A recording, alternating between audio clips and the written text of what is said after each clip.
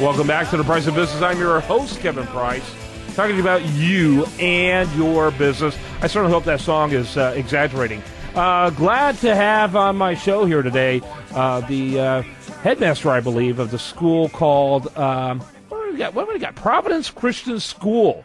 And I'm delighted to be able to spend some time. I'm a passionate believer in Christian education. I think it's imperative, and not only, it's like Christian education and propaganda in our culture today. It's imperative that we give our kids the ability to develop critical thinking, logical tools, really the best in education. And that's really not happening in what they call public schools, which I prefer to call government schools. And delighted to have on the program Dr. Tony Jeffrey, who's going to tell us a little bit about Providence. Welcome to the program. Thank you. Glad to be with you this morning. You bet. Are you on a speakerphone? Yes. Hang on, I'll pick up. There you go. That helps so much, and everyone understands you much better. So tell us a little bit about the school. Give us some background. Well, Kevin, Providence Christian School is located here in the Dallas area. This is our 25th year. We just celebrated our 25th anniversary. We're a K to 8 school. We serve about 420 students, and we are a classical Christian school. Okay, elaborate on classical. Well, a classical school is a school that is offering what I like to call a feast. We're giving kids just a feast of the best things that have been written, whether it's in art or music or literature. So you're based on the trivium, then, is what you mean by that? Yes. Okay, that's right. And people need to be familiar with that. Again, I talked about it at the beginning. You got to lay that intellectual foundation. It's found right there in the trivium. And go ahead and elaborate the three elements, if you will, of the trivium. Well, the trivium starts out with the grammar phase, where students are given the tools of language. Basically, if you look at it like a toolbox, kids are given a toolbox where they learn the tools that they need that are foundational to all other types of learning. And then they move from that, beginning around 6th and 7th grade, to what's called the logic phase, where children just naturally in their development love to dialogue and love to get more involved in questioning and answering. And so in that phase, which is usually middle school age, you take more advantage of a Socratic teaching method where you engage students in discussion and debate. And then the high school phase is called the rhetoric phase, where students are able to take the fundamentals that they learned when they were in grammar school and then the tools that they learned in logic and bring it all together into the rhetoric phase, where they can do critical research and think deeply and profoundly about issues, and they can articulate that in a public way. Yeah, it's fantastic. This is where quality education is found. I love it, and really that critical thinking element, which you got to admit, we are surrounded by sheeple now. Don't you agree? I sure do. That is exactly true. That's a good way to look at it. People need to be taught in a logical way the various alternatives and looking at virtually everything. And what's great about yours, I'm sure, is sent from a Christian worldview.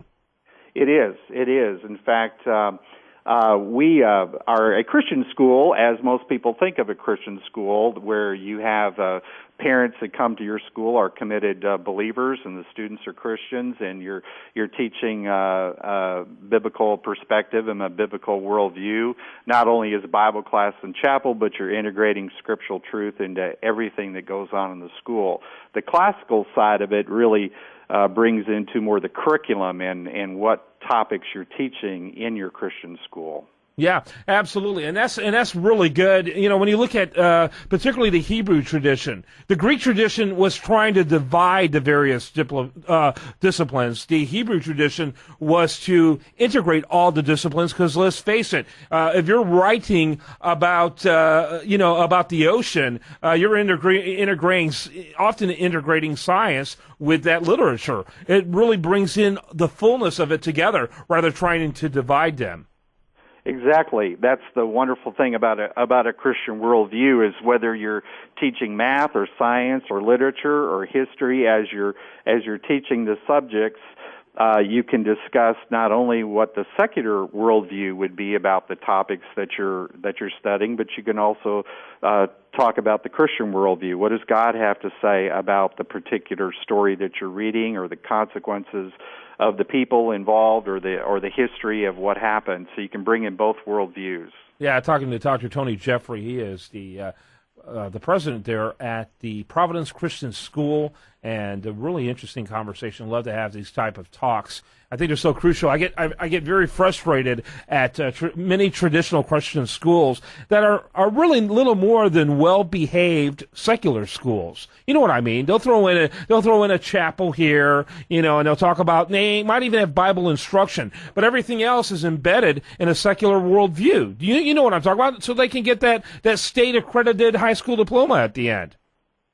Yes, that's true. You could say that there are some Christian schools that certainly are more of a sanctified public school, if you will, where the curriculum and what goes on might not be that different from a public school, other than possibly a chapel program or a Bible class. But a Christian school that's really trying to do a good job is committed to integrating a Christian worldview and faith into every aspect of the school, from its policies and procedures to what goes on in the football field, to the class, to much more than just chapel and Bible. Yeah, absolutely. We need much more than that, too. We need it in every single aspect of our lives. He created it all, and so he's got an interest in it all, right?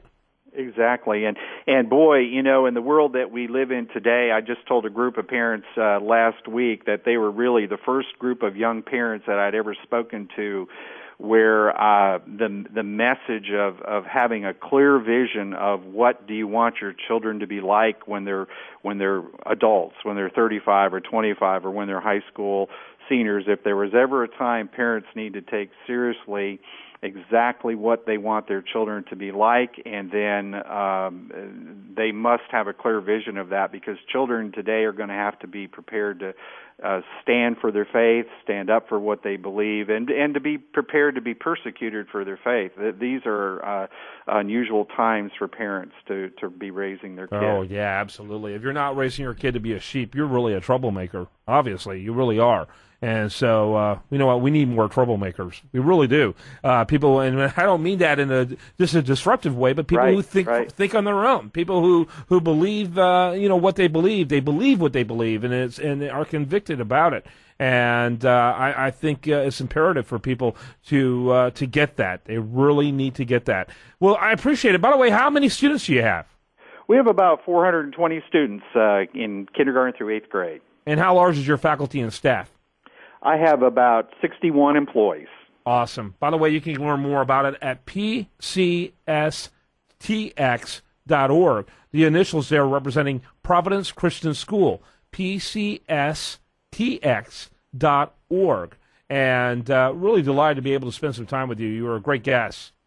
Well, thank you so much, Kevin, and I'd be glad to answer any questions any of your listeners have. If they are interested in classical Christian education, just tell them to drop me an email, and I'll be glad to help them. Well, we need to have more of that good news spread. Thanks so much for being with us. Thank you, Kevin. Have a good day. That's Dr. Bye. Tony Jeffrey. I'm Kevin Price. When we come back, much more for you. I do want to remind you, best content here shows up over there at usatoreview.com, and you're listening to The Price of Business.